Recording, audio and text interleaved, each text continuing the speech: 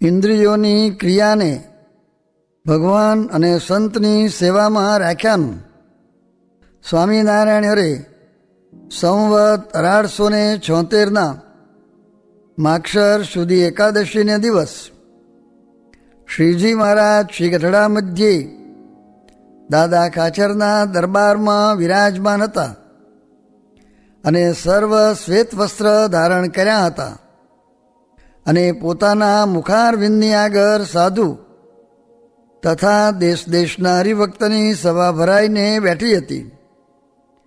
પછી શ્રીજી મહારાજ બોલ્યા છે, ઇન્દ્રિયોની જે ક્રિયા છે તેને જો શ્રી કૃષ્ણ ભગવાન અને તેના ભક્તની સેવાને વિશે રાખે તો અંતઃકરણ શુદ્ધ થાય છે અને અનંત કાળના જે પાપ જીવને વર્ગ્યા છે તેનો નાશ થઈ જાય છે. અને જો ઇન્દ્રિયોની વૃત્તિઓને સ્ત્રી આદિકના વિષયમાં પ્રવર્તાવે છે તો એનું અંતઃકરણ ભ્રષ્ટ થાય છે અને કલ્યાણના માર્ગ થકી પડી જાય છે. માટે શાસ્ત્રમાં જે રીતે વિષયને ભોગવ્યાનું કહ્યું છે તેવી રીતે નિયમમાં રહીને વિષયને ભોગવવા, પણ શાસ્ત્રની મર્યાદાને ઉલ્લંઘન કરીને ભોગવવા નહીં. અને સાધુનો સંગ રાખવો અને કુસંગનો ત્યાગ કરવો. અને જ્યારે એ કુસંગનો ત્યાગ કરીને સાધુનો સંગ કરે છે ત્યારે એને દેહને વિશે જે અહમબુદ્ધિ છે તે નિવૃત્તિ પામે છે અને દેહના સંબંધીને વિશે જે મમત્વ બુદ્ધિ છે તે નિવૃત્તિ પામે છે અને ભગવાનને વિશે અસાધારણ પ્રીતિ થાય છે અને ભગવાન વિના અન્યને વિશે વૈરાગ્ય થાય છે. ઇતિ વચનામૃતમ. એવી રીતે ગઢડા પ્રથમ પ્રકરણનું 8મું વચનામૃત જે તે થયું. સ્વામિનારાયણ હરે સ્વામીએ વાત કરી છે, એક રુચિવાળા બે જ હોઈએ તો હજારો ને લાખો છીએ, ને તે વિના તો હજારો ને લાખો હોઈએ તો પણ એકલા જ છીએ એમ સમજવું.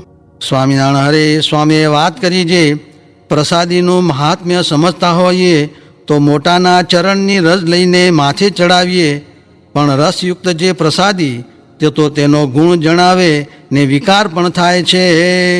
સ્વામિનારાયણ સ્વામીએ વાત કરી છે, વરતાલમાં કથા થઈ તે ફેરે ઘણા દિવસ સુધી પ્રતિલોમ કરવાની વાતું કર્યું ને કરાવ્યું.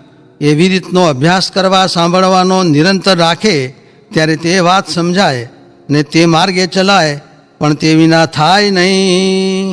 સ્વામિનારાયણ સ્વામીએ વાત કરી છે, મોટાનો રાજીપો હોય તેના અંતરમાં સુખ વર્ત્યા કરે ને દેહમાં તો સુખ દુઃખ આવે તેનો તો નિર્ધાર નહીં. બાકી તેને દિન દિન પ્રત્યે શ્રદ્ધા વૃદ્ધિ પામતી જાય ને દાડે દાડે વધતો જાય.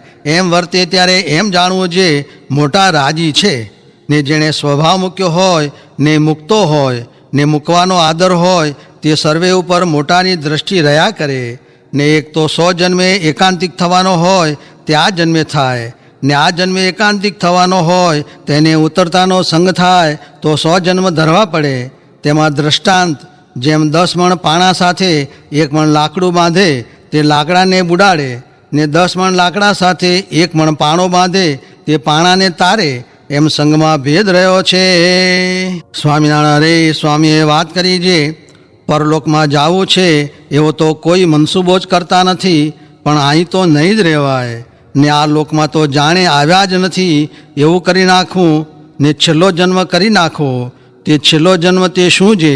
ક્યાંય એ વાસના રહેવા દેવી નહીં ને આ લોકની સ્થિતિ બાંધવાનું તાન છે, પણ એ તો નહીં રહે ને ગમે એટલા કામ કરશું તો પણ સર્વે એક દિવસ મૂકીને સ્વભાવ મૂકવા છે ને સાધુ થવું છે.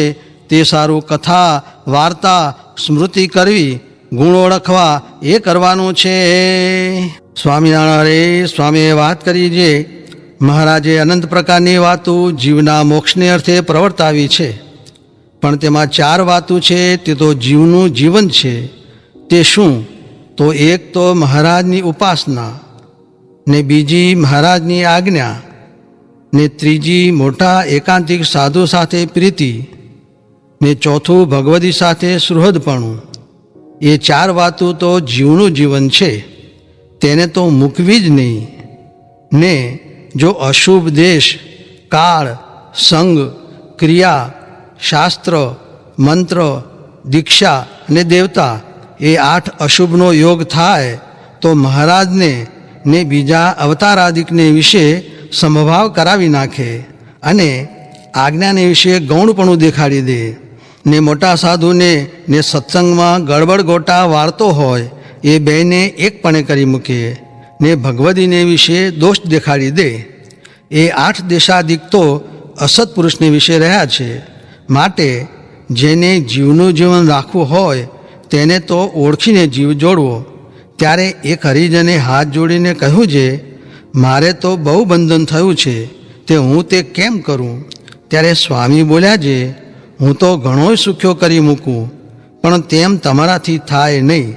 ને હું કહું એમ જો તમે કરો તો ત્યાંથી વિમુખ થાઓ. ત્યારે એ વાત થાય, પણ તે વિના તો થાય જ નહીં.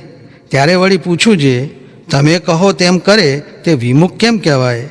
ત્યારે સ્વામી બોલ્યા છે, આ 2 જણ હું કહું એમ કરે છે તો ત્યાંના તેને વિમુખ જાણે છે, પણ જો મહારાજ ને મોટા સાધુ રાજી છે તો સર્વે રાજી થઈ રહ્યા છે.